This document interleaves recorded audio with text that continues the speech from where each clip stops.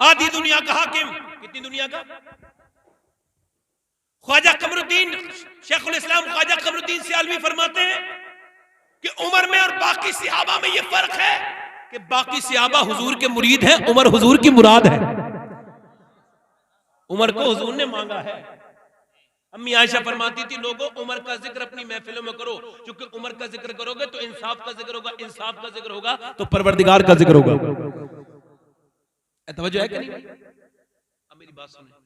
उमर क्या करते हैं? सुबह को उठते हैं, उठने के बाद क्या करते हैं? पानी भरने लगते हैं, डोल लेते हैं, डोल से पानी निकालते हैं, कांधे पे डालते हैं। एक घर में, दो घर में, तीन, दोपहर होने लगती है ना, तो हजरत सैयदना उमर फारूक आजम रज़ी अल्लाह तआला अन्हु फिर उसके बाद औरतों के घर की जो है सौदे ला के देते हैं। किसी ने पूछा, आप ये किसके सौदे ला के देते हैं, और आप बताइए किसका पानी भरते हैं? कहने लगे, मदीने में कुछ औरतें ऐसी हैं जिनका ना कोई पानी भरने वाला, ना कोई सौदा लेने वाला, तो मैं उन औरतों की चूंकि जिम्मेदारी है ना, तो उनका पानी भर के आता हूं और उन्हें सौदा ला के देता हूं।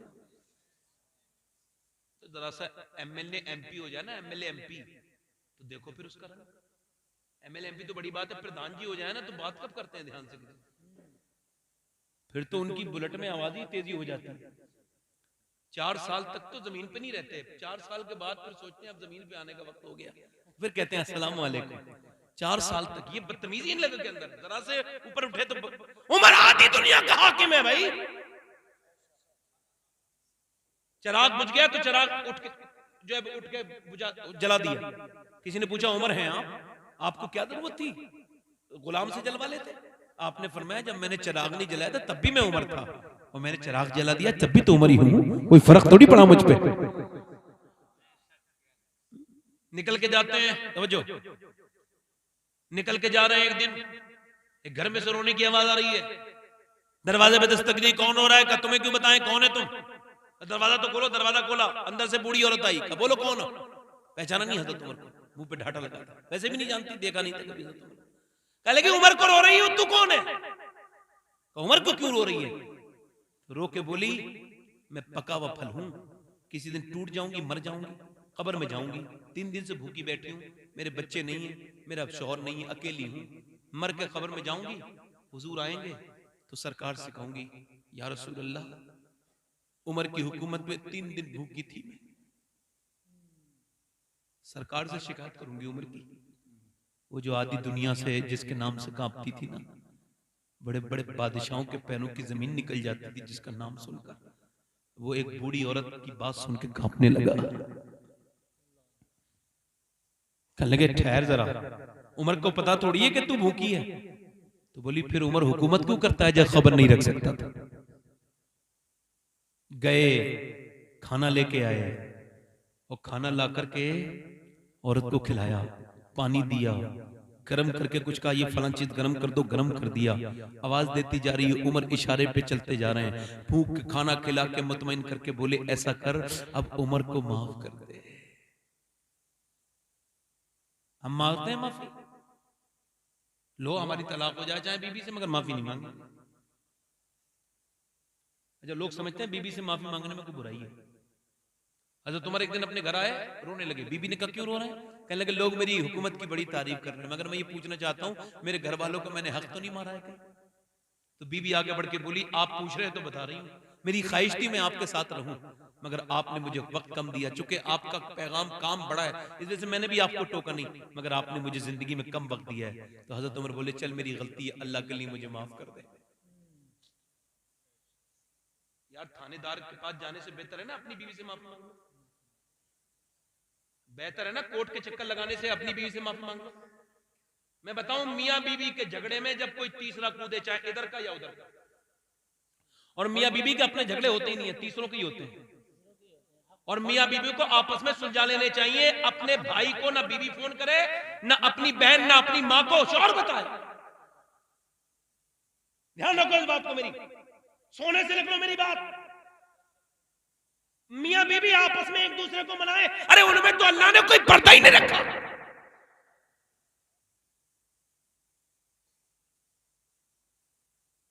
अल्लाह ने इसे उसका लिबास बनाया, इसे उसका लिबास बनाया। हुन्ना लिबासुल लकुम व अंतुम लिबासुल लहुन्ना। मर्द औरत का लिबास है, औरत इमाम हुसैन कहते हैं मैं अपने बड़े भाई हसन से समझा इस आयत का मतलब। कहा कैसे? कहने लगे मुझे अपनी, वो कह रहे थे मुझे अपनी बीबी को तलाक देनी है। तो मैंने कहा क्या बात हो गई? बोले तो अपनी बीबी की बात तुम्हें क्यों बताऊं? तो ठीक। कहते फिर जब हजरत इमाम हसन ने तलाक दे दी तो मैंने पूछा भाई अब बताओ उसमें क्या कमी थी? कहने लगे यार दूसरे की बेटी की बातें क्यों सुनना चाह रहा है, क्या जरूरत है, खत्म करना, तलाक हो गई खत्म। इस बात से समझ रहे हो बात को? अपनी बीवी की बुराइयां जो दूसरों से करने लगे उसका घर कभी नहीं बन सकता, नहीं बन सकता। सही बात है। तारीफ करे। हुजूर फरमाते हैं जिसकी बीवी सख्त हो और वो अपनी बीवी की बात पर, सख्ती पर वो सब्र करे, उस औरत को निभाए, तो हुजूर फरमाते हैं कयामत के दिन अल्लाह उसे अय्यूब अलैहिस्सलाम के बराबर सब्र का बदला देगा। सुभान अल्लाह, सुभान अल्लाह, माशाअल्लाह, वाह। बीबी की तो बात छोड़ो, लोग अपनी माओ से माफी नहीं मांग रहे हैं। नहीं मांग रहा। क्यों? क्योंकि उन्हें तकब्बुर हो गया है। याद रखो, एक जगह में आपस में सुलह कराने मुसलमानों में, तो बोले हजरत इससे कोई मुसलमान मांगे। मैं बड़ा परेशान, मैंने कहा यार मुझे जाना है, जरा मुझे ट्रेन वेन पकड़नी है, जल्दी से बताओ यार तुम आपस में सुलह करते हो नहीं करते हो? कहने लगे वो नहीं, पहले इससे कोई ये माफी मांगे? बोला नहीं ये मांगे। मैं कहा मैं तुम दोनों से मांग लेता हूं भाई, लाओ तुम्हारे पैर का मैं पकड़ लेता हूं, लाओ। अरे मुझ पर क्या फर्क पड़ जाएगा भाई? हजरत उमर जोहर से पहले मस्जिद में जाते थे, मस्जिद की झाड़ू लगाते थे। बोलो सुभान अल्लाह, सुभान अल्लाह। आज तो मियां बड़े आदमी जाते हैं ना मस्जिद में, कहते झाड़ू नहीं लगी इमाम साहब, ओए आप ही लगा लो ना भाई, क्या मसला है तुम्हें, तुम हो क्या भाई? अल्लाह का घर है ये, कुछ इंसान का घर तो है नहीं, अल्लाह का घर है, झाड़ू लगाओगे तो बरकत मिलेंगी। किसी ने बाबा फरीदुद्दीन गंजे शक्कर से कहा कि मेरा दिल सख्त हो गया है, आपकी तकरीर सुनता हूं तो असर नहीं होता। पहले दिल पे असर नहीं होता तो लोग अपने दिल की बात करते थे, अब असर नहीं होता तो कहते हैं मौलवी की तकरीर में कोई अमल ही नहीं था, इस वजह से असर ही नहीं हुआ। अब बाबा फरीदुद्दीन गंजे शक्कर से कहने लगा मेरे दिल में जो है ना हुजूर, मेरे दिल में गंदगी हो गई है, आपने ये नहीं फरमाया फला आयत पढ़ लेना, ये कुरान की आयत पढ़ लेना, नहीं आपने फरमाया ऐसा कर मस्जिद में झाड़ू लगाना शुरू कर दे, तू अल्लाह का घर साफ करेगा, अल्लाह तेरा दिल साफ कर देगा। सुभान अल्लाह, सुभान अल्लाह। समझो है कि नहीं भाई? अब कोई माँ से माफी मांगता है भाई? एक जगह मैं फातिहा में गया ना, तो बड़ी लंबी चौड़ी फातिहा थी, आदमी बड़ा मालदार था, उसकी माँ ने मुझे बुलाया, कहने लगा सैयद साहब ये आपको बहुत मानता है आदमी। मैंने कहा मैं लड़का, मैंने कहा बोलो। कहने लगे इससे कह दो कम से कम एक महीने में 100 रुपए 200 रुपए तो दे दिया करे मुझे। बोली सैयद साहब जब तक मेरा आदमी जिंदा था मैं पान खाती थी, जब से मेरा आदमी मरा है इसने मुझे पान भी छुड़वा दिया, और दवा के लिए भी भीख मांगता हूं तो कहती कब तक दवा खाती रहोगे?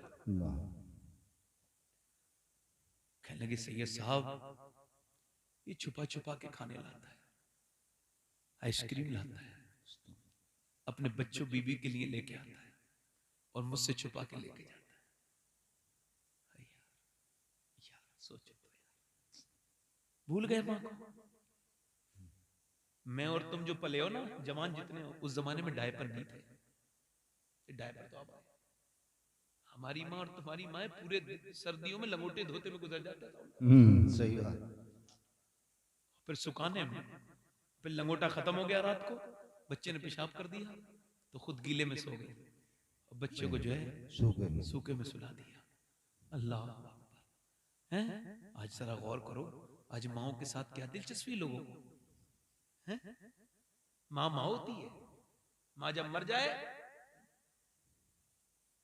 मैं ये बात कह रहा हूं, अम्मी आयशा फरमाती हैं कि एक दिन मेरे दरवाजे पे दस्तक हुई तो मैंने दरवाजा खोला, एक औरत खड़ी थी, कह लगी अम्मी उम्मुल मोमिनीन मैं भूखी हूं, मेरे बच्चे बहुत भूखे। फरमाती मैंने उसे 3 खजूरें थी, तीनों दे दी, उसने एक अपने बच्चों को खिलाई, दूसरे बच्चों को खिलाई, बच्चे दोनों खा रहे हैं तो देख रही है, कुछ हो रही है, फिर उसने तीसरी खजूर अपने मुंह में रखी तो बच्चे खा के माँ की तरफ को देखने लगे, यानी बच्चों की माँ की खजूर पे नजर थी, तो कहते हैं माँ ने ना मुंह नहीं चलाया, फरमाती मुंह में से खजूर निकाली और उसके 2 टुकड़े किए, एक इसके मुंह में कर दी, एक इसके मुंह में। दोनों बच्चे जब चबाने लगे ना तो माँ मुस्कुराती भी चली गई। तो हुजूर फरमाते हैं कि आयशा, सैयदा आयशा कहती मैं रो रही थी। हुजूर ने पूछा क्यों रो रही हो आयशा? मैंने कहा हुजूर ममता देख के दिल मेरा भर आया है। उस औरत ने, भूखी ने, अपने मुंह की खजूर आधी एक बच्चे को खिला दी, आधी एक को खिला दी। हुजूर फरमाते हैं माँ का मर्तबा तभी तो अल्लाह ने इतना बड़ा बनाया है आयशा कि माँ के कदमों के नीचे जन्नत है। एक बार माँ चली जाए तो दूसरी माँ नहीं मिली। मैं आपको अपना एक वाकया बताऊं कि मैं पहले अपने अकील भाई घर जाता था तो मेरी अम्मी ठीक थी 1.5 साल पहले। तो जाता था तो दरवाजा खुलवाने की जरूरत नहीं पड़ती थी, वो आवाज सुनती थी गाड़ी की और वो खोल देती थी। अब उन पे फालिज का असर हो गया है, अल्लाह शफाता फरमाए। उनसे खड़ा नहीं हुआ जाता ना बैठा जाता है। अल्लाह शफाता। अब मैं जब जाता हूं तो जब भी वो जागी रहती है, कभी कभी दरवाजे पे देर हो जाती है तो पहुंचता हूं ना तो मैं देखता हूं कि अम्मी जागती रहती है। तो मैंने एक दिन अम्मी से कहा अम्मी नींद नहीं आती रात को? कहने लगी आती तो है मगर तुम्हारी गाड़ी की आवाज सुन के मैं जाग जाती हूँ। फिर मेरा हाथ पकड़ के बोली तुम हुजूर के जलसे में जाते हो तो मेरे लिए ये दुआ कर दो, इतनी दुआ करो कि अल्लाह ताला मुझे इतनी ताकत दे दे कि जब तुम आया करो तो मैं दरवाजा खोलने आ जाया करूं, रात में किसी दूसरे को परेशानी ना हुआ करे।